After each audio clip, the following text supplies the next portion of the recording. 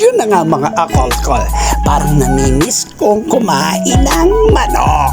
At dito nga po pala, kompleto, hindi lang basta manok dahil mayroon din silang oink-oink at iba't ibang klase ng pagkain.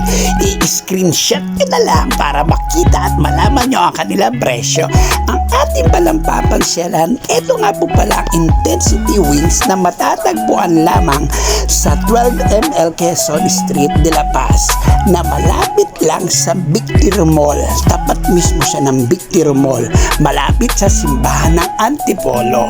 Ang ating palang kakainan ay nagsiserve ng ali. Sila ay nagsistart sa halagang 199 hanggang 299. At take note, meron pa silang pa-couple promo. Bahala na kayo kung ano magugustuhan nyo dahil nasa kanila na ang lahat. Only fried chicken, only fried rice, only pasta, spag, carbo, at meron nga silang mga sisig, lechon kawali. Depende sa gusto mong ma-avail na presyo. At take note, hindi lang sila basta nagsiserve ng pagkain dahil nagsiserve din sila ng masasarap na milk tea.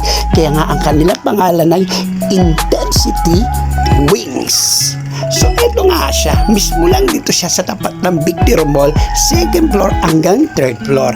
At ang aking pong balang inabil ang halagang 249 na only fried chicken na merong 14 flavors at only fried rice at kasama only pasta na may spaghetti at carbo.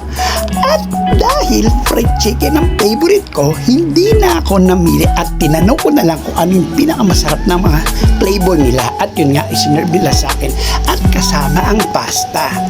At ito pa, hindi lang basta only ang available sa kanila dahil meron din silang a la carte na nagkakalagang 129. Paano ko ba i-rate itong Intensity Wings 1 to 10? Not bad, kundi 9 dahil solid at masarap ang kanilang fried chicken. At dahil hindi ako mahilig sa baboy, hindi ko tinikman ang kanilang sisig at lechon kawali dahil mahirap na baka sa kamumukbang ko bigla akong alam niya na siguro ibig ko sabihin mga akolkol. Paano? Titikman ko muna to ha. Solid talaga, masarap. At ang kanilang pasta, i-rate ko 1 to 10 is 10. At ang chicken nila, not bad. 1 to 10 is 9. At yung mga flavor, maganda. Hindi basta powder ang ginamit nila. Talagang makikita mo, inside and outside, talagang lumalasa yung mga flavor na gusto mo. Depende nga sa flavor na gusto mong ma-order. Paano mga kakolkol? Pasyalan nyo na tong Intensity Wings. Kakain muna ako hanggang sa muli. Bye-bye!